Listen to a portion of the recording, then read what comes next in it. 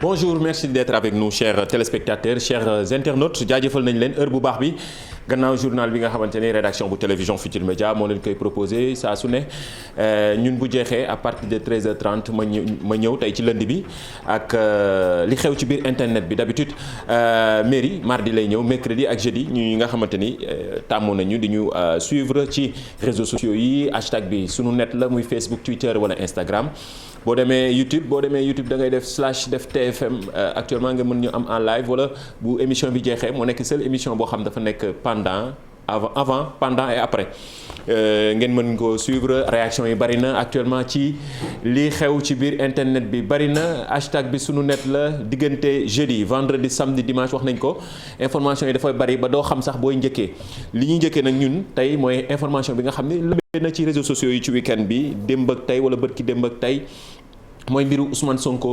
loo xamante ni nag voilà depuis bi ñu commencé xibaar bi ñu koy commencé fésal ci réseaux sociaux yi ku nekk ngi ci yéey yàbbi hashtag bi nag sur Twitter Sénégal dafa collé ak Sonko massage voilà loolu moo nekk hashtag bi ñu gën a utiliser ci week-end bi fii ci Sénégal boo demee Twitter da ngay gis ni boo defee Sénégal def Sonko def massage li nga xam ni moo nekk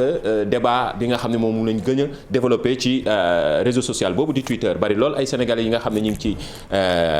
ñi nga ca connecté wu ku ci nekk di ci yéey yàbbi ci actualité bu ci nekk rawatina ci week-end bi nag ku nekk ngi ci yéey yàbbi ci mbiri Ousmane Sonko bi nga xamante ni ñun ñëpp xam nañ ni fi yëf yi toll ak ni yëf yi demee ba ku ci nekk di ci yéey yàbbi ku nekk ngi joxe sa version moom ci boppam démb def na benn conférence de presse ba ñëpp di ko partagé def ay live daal di partagé xalaatam joxe na xalaatam wax ci situation bi fi mu toll fi mu jógee ak fi mu yegg si fii moom leader politique boobu di Ousmane Sonko leneen li mooy ñi nga xamante ni tey actuellement ci suba si mooy ay la xew fële ca cité Kër Góor gi di dëkkuwaayu Ousmane Sonko tey partisans yi dañ fa xëyee daal di fay def ab descente daal di koy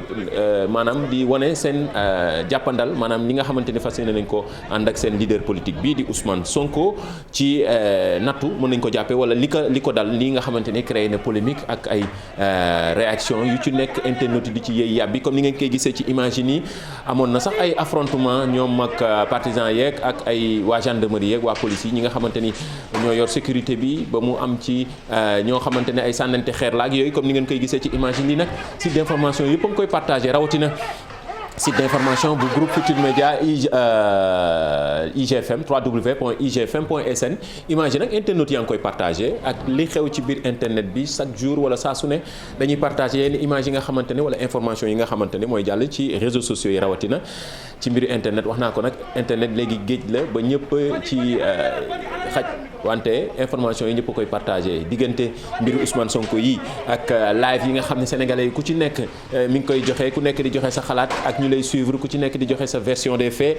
ak situation yi ni mu demee moom wax naa ko sànq Ousmane Sonko def na nag ab conférence de presse boo xam ne gis nañu ñu ko doon suivre démb bari na di wane ni ñëpp a connecté wu image yi ngeen di gis nag tey ci suba si la fële ca cité Kër Góor gi di dëkkuwaayu Ousmane Sonko gis na ko noonu auto police bu mag boobu nga xamante ni voilà ku ko gis nga xam ni ay affrontement ay xeex ak ay yëf yooyu yu ni mel mooy xew ba tax de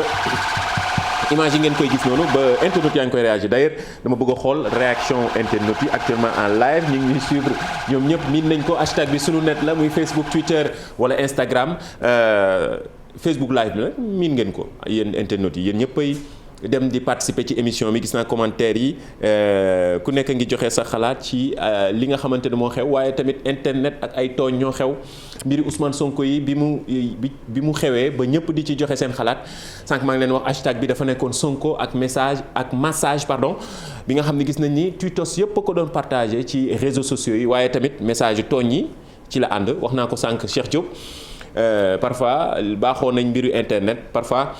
internet yi bu benn actualité amee dañ ciy jël di ci tooñ su ko defee ñëpp voilà ñenn ñi mën ko jàppee ay reetaan quoi donte li yëf yi lu sérieux la te situation bi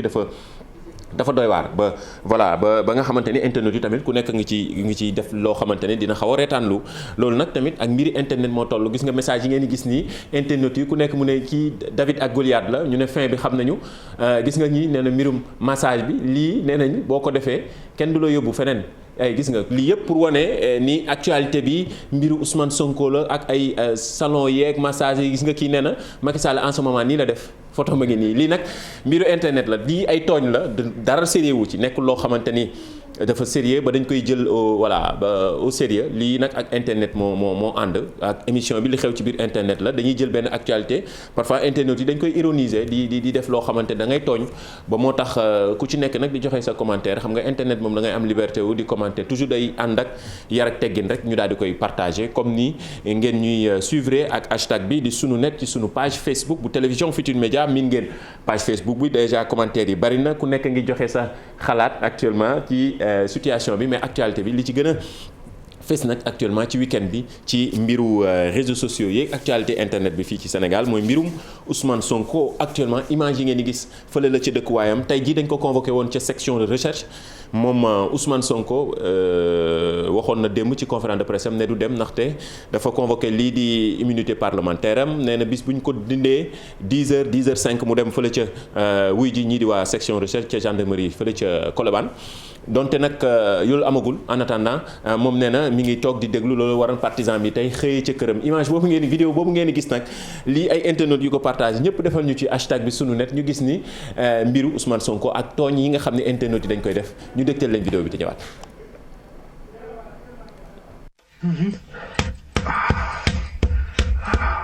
А почки опустим так? Они у вас уже опущены. Ну что, легко дело. Сейчас где-то в пот бросить, да? voilà lii ay comme statut WhatsApp tooñante actualité bi day ñëw gars yi di ko def détourné ko quoi mu nekk loo xamante ni internet yi baaxoo nañ di ko def ñun tamit comme que ci li xew ci biir internet la dañ koy defar pour tooñaale mais tooñuñu situation bi ñu mel mais lu ànd ak internet la moo tax internet yi ñi ko proposé hashtag bi sunu net la muy Facebook Twitter wala Instagram loolu nag boo leen ko gisee mooy actualité bi la ñu suivre fii ci Sénégal mbiru Ousmane Sonko donte lu sérieux la ak situation boo xam ne ñëw nañ ci ak xibaar waa rédaction bu télévision Futurs Médias fi situation bi toll te dala du leen ci rëcc ak bu information yu groupe Futurs Médias muy rajo bi di observateur di télévision bi dara du leen ci rëcc lépp di ngeen leen ko am dégtal leen ko yéen téléspectateurs yi wala yéen ñi nga xamante ni yéen suivre groupe Futurs Médias leneen li nag mooy mbirum internet yi ñoom xam nga internet ak WhatsApp ak yooyu day mel ni statut WhatsApp quoi ku nekk day joxe sa xalaat partager benn affaire ci Ousmane Sonko daan ne situation bi nii la demee lii ak lii ku nekk ay expert waaye lépp li nga xamante li ci fës la ñi ci seen xam-xam màcc ñoom déjà ñi ngi ci te leneen li leen ci soxal yéen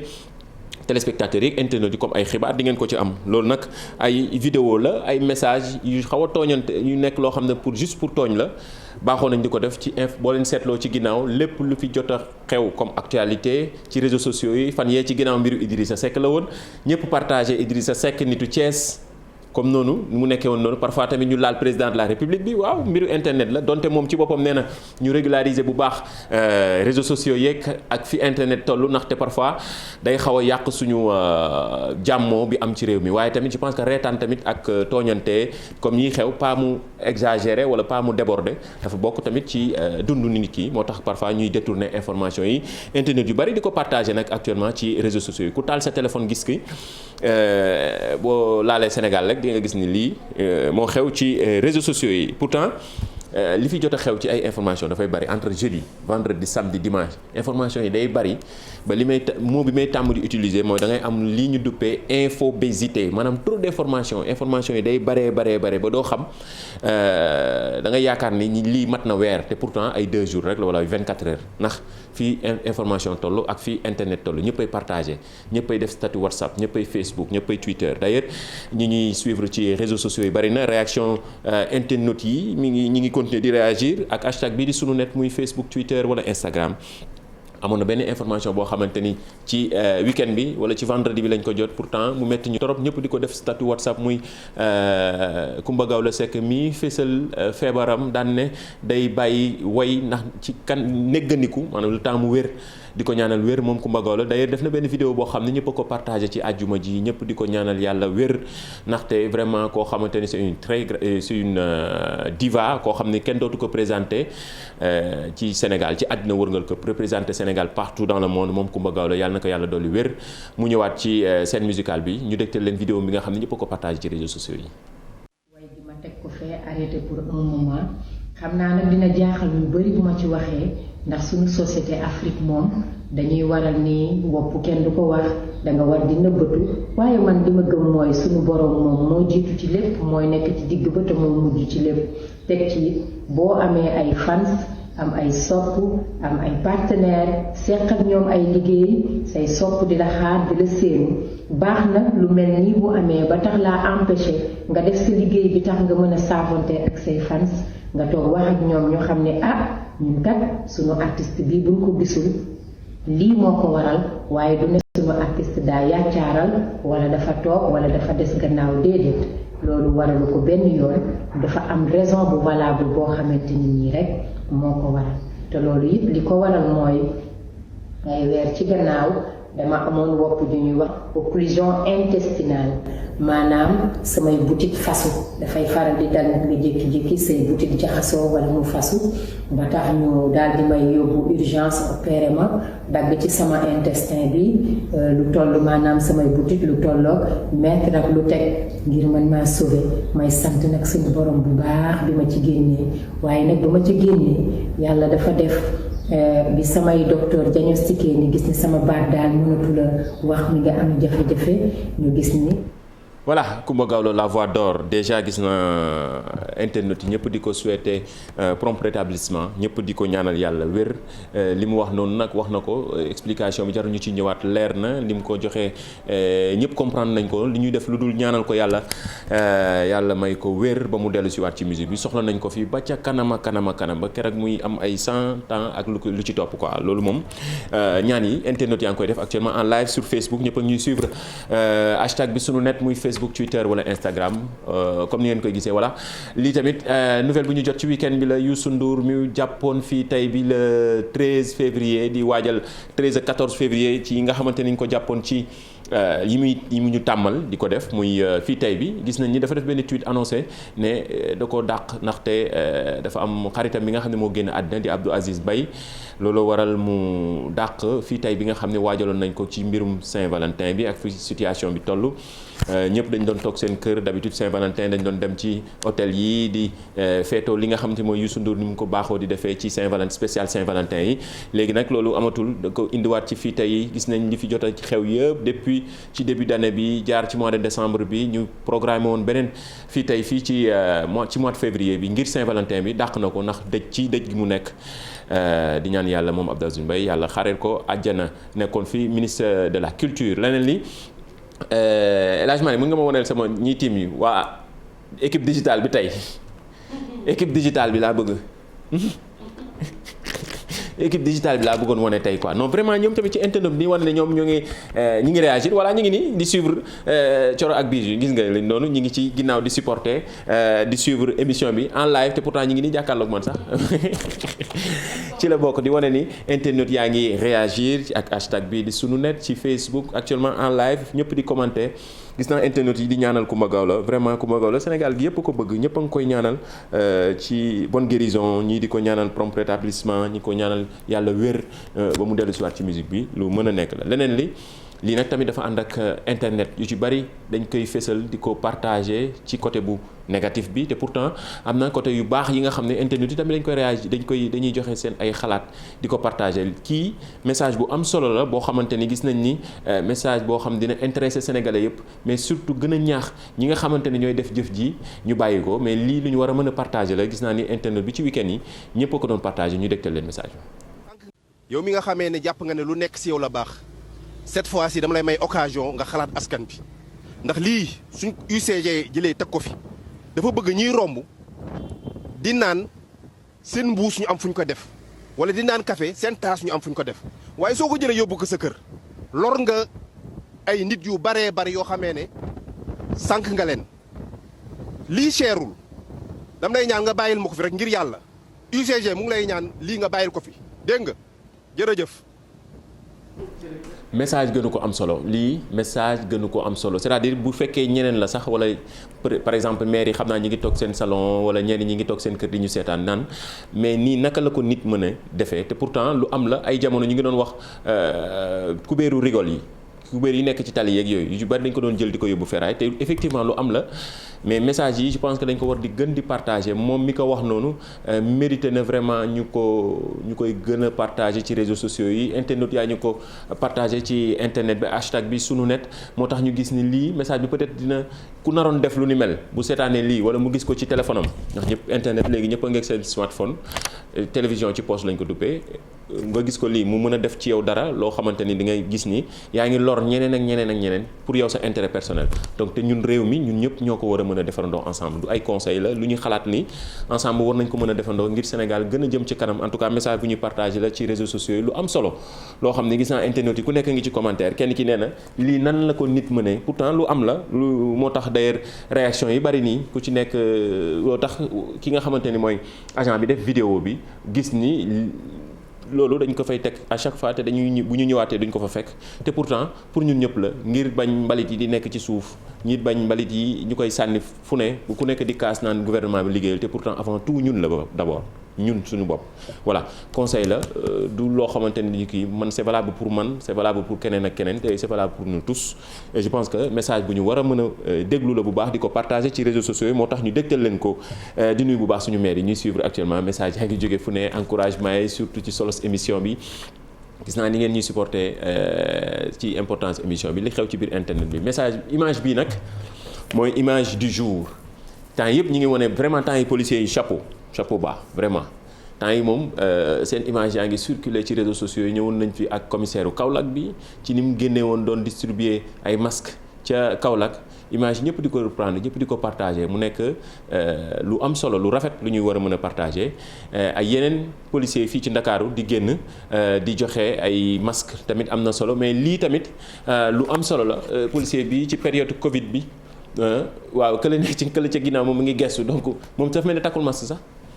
waaye xam naa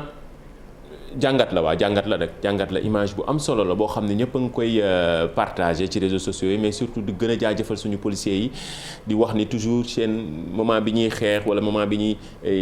bund xataal population bi la ñuy wone waaye yii ay image yu rafet la yoo xamante ni d'ailleurs ñoom policiers yi dañuy war di leen ko fësalal di wax ni ñoom avant tout ay sénégalais lañu ay citoyens lañu comme ñun mais ñun ñëpp a war a mën a àndandoo ci xeexum Covid bi d'ailleurs bari na ci ay commissariats yu ñuy suivre ba ci mbedd mi saa yu ñu génnee ñu dajeek policier wala gendarme yoo xam nañ naan da ngeen ñu suivre bu baax ñun ñi on apprend beaucoup de choses sur vous loolu la ñuy wax message baa ngi noonu jot nañu message bi di leen jaajëfal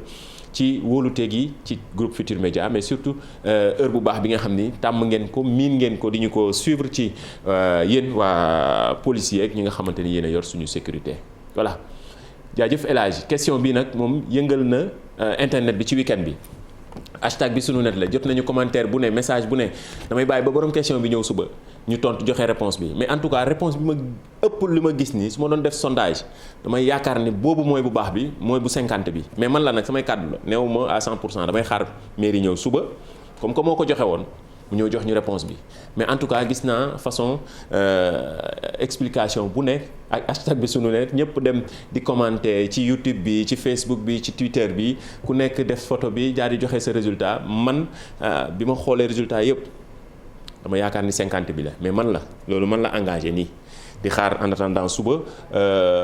mairie ñëw jox ñu bonne réponse bi internet yi partagé peut-être mën nañ choisir kenn yóbbu ko ci Jili nekk rond-point cité Kër Gorgui Jili CSB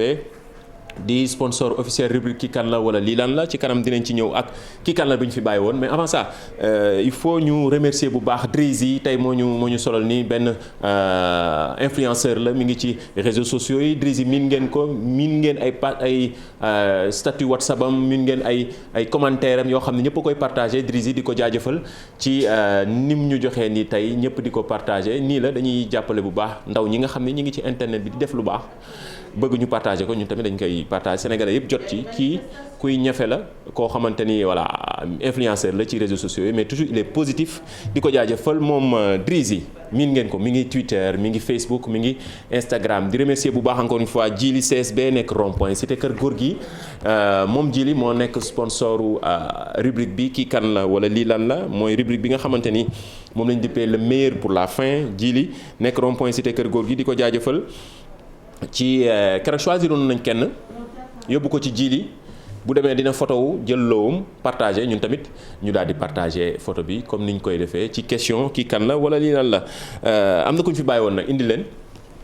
réponse yi je pense que ñëpp a ko trouvé ñu bari trouvé nañ ko d'ailleurs internet yu bari trouvé nañ voilà mi ngi noonu Ndiouga Kébé la ñu bari trouvé nañ ko gis naa internet yi ku nekk joxe biographie dafa mel ni nag marqué na jeunesse bi ndaxte ndaw ñëpp a partagé ñëpp def seen ay commentaires xàmmee nañ ko lii la suñu mag ñu baax ñi nga xam ne def nañ fi jaloore yu rëy yi dañuy wan a bën a ndaw ñi gën a familiariser ak seen kanam